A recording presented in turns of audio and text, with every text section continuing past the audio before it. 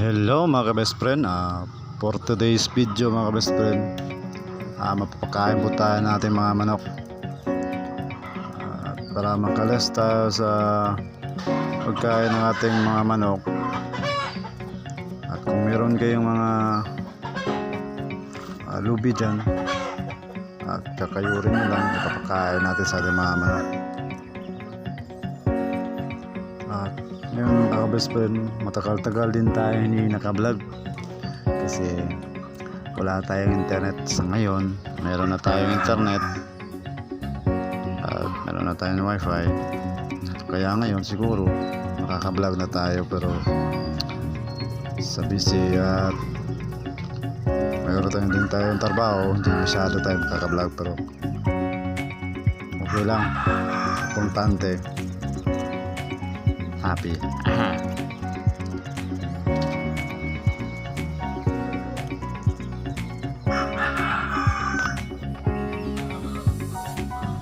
Yan, tapos na natin pagkakayod ng ating lubi. Yan po yung ating tahop na may sago na Galimax. Halo natin sa ating kinayod na lubi. 2 scoop lang po yan. Kahit ganyan lang po, parang walang medisina, walang walang vitamins yun. Kinukumpleto din po niya ng ating King Beta Plus mga ka-best friend.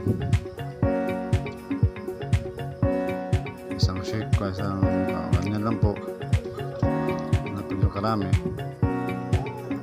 Sulit po kapag mayroon tayong King Beta Plus mga ka-best friend, at makuha lahat ng sustansya ng ating mga manok.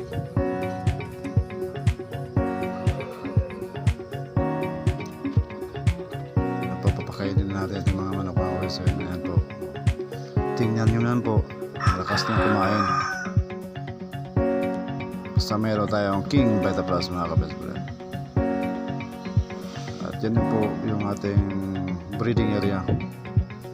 3 lang yan po yung inahin natin. At yan po, update din tayo sa ating Rhode Island Red mga ka-best friend. Yan na po sila. At then 10 po sila dyan sa ating grower.